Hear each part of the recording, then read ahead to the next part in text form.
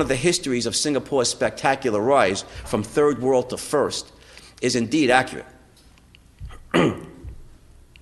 The success of the Asian tigers is a phenomenon of momentous historic significance, for it shows that Western concepts of reason, individual rights, limited government, rule of law, political economic freedom, and capitalism can be successfully established in previously non-Western third world countries.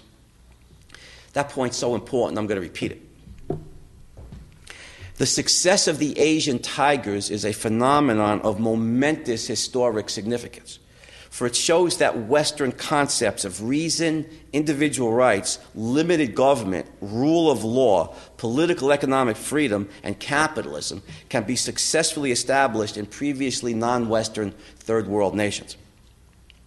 The Soviet Union and its conquered satellite states failed in their attempt to export communism around the world. And today, early in the 21st century, communism is dead as a force able to inspire millions or move the world. But the drive toward global capitalism continues.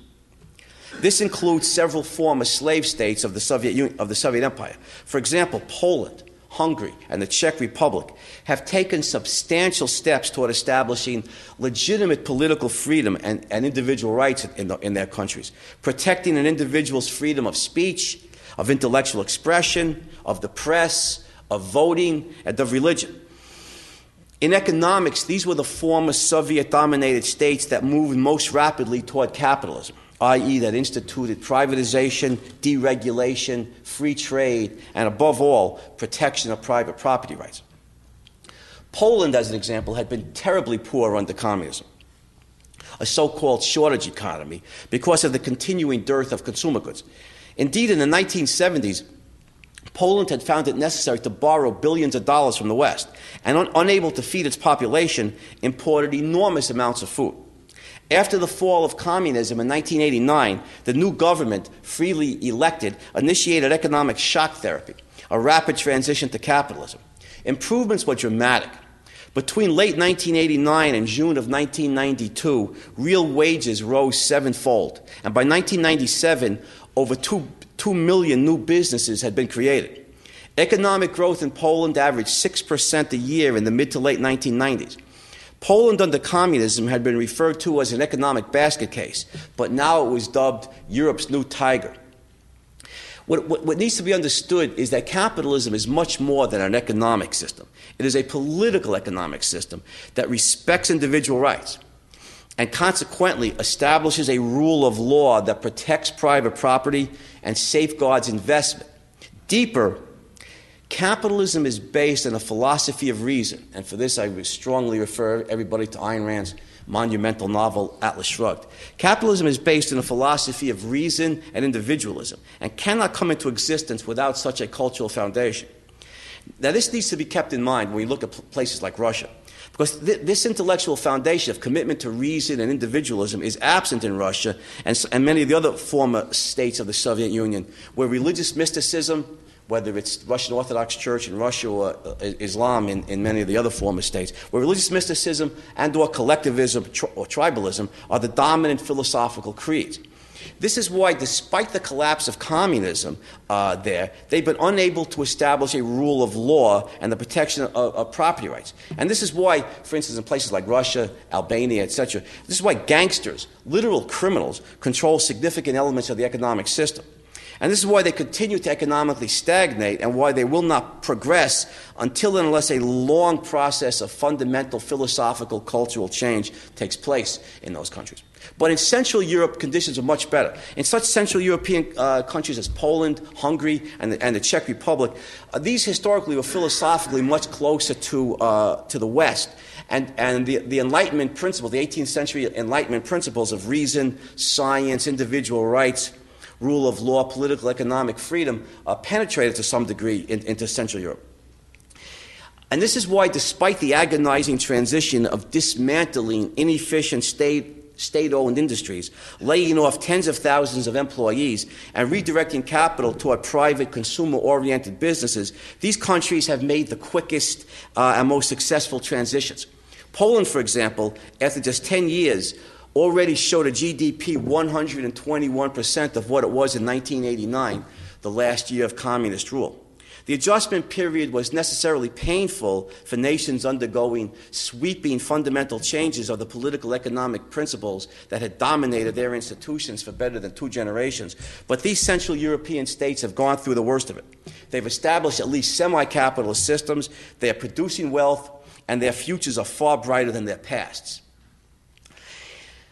I think what's noteworthy here over the last 30 years is that even several dictators have been forced by the imminent collapse of their systems into permitting some elements of freedom. Deng Xiaoping, as cited, introduced various free market reforms into China's oppressive system. The taste of economic freedom helped incite student uprisings in 1989, in which hundreds of thousands demonstrated in favor of increased individual freedoms. The massacre in Tiananmen Square in June of 1989 squashed that specific revolt. But the communists will in time discover the contradiction inherent in any attempt to combine elements of economic freedom with a brutal political dictatorship.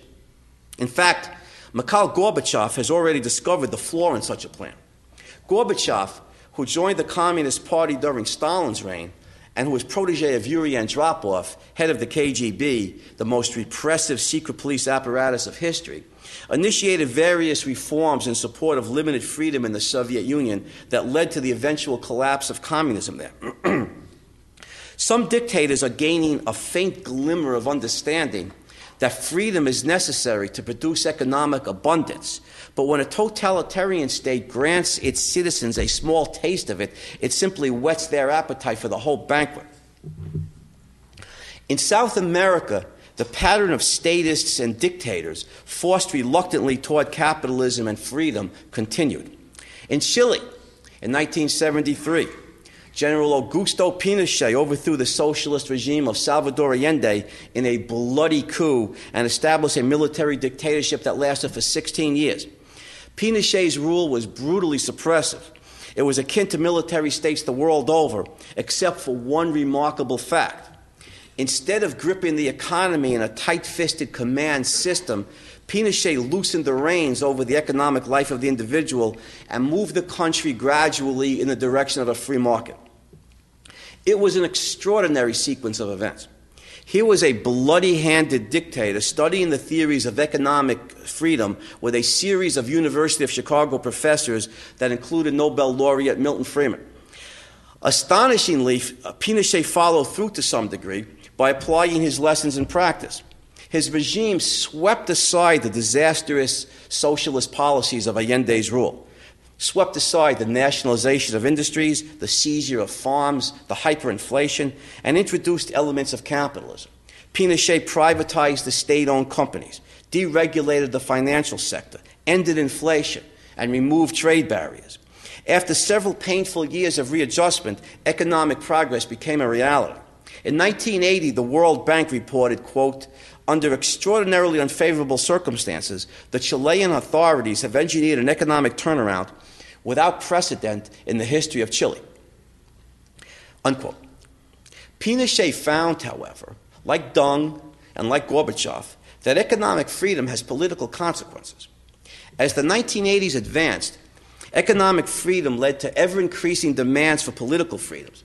And fear of Pinochet's dreaded secret police, the DINA, did not deter Chileans from following the logic of a free economy and pressing for a return to full voting rights. In 1989, the dictator yielded, agreeing to open elections in which he was finally voted out of office. Currently, Chile enjoys a vastly freer political system than it had under either Allende or Pinochet, one allied with an economic system of substantial free market elements. As a consequence, Chile's per capita GDP of $4,800 is significantly higher than such repressed neighbors as Paraguay and Ecuador, and is rising. Other nations of Latin America have also made significant strides toward capitalism, including Mexico. The real Mexican Revolution began 75 years after the pretense of 1910 with a drive toward privatization, free trade, and diminished regulation of private property initiated by President Miguel de la Madrid. The president's free market reforms, begun in 1982, generated significant economic progress in Mexico, and by 1988, there were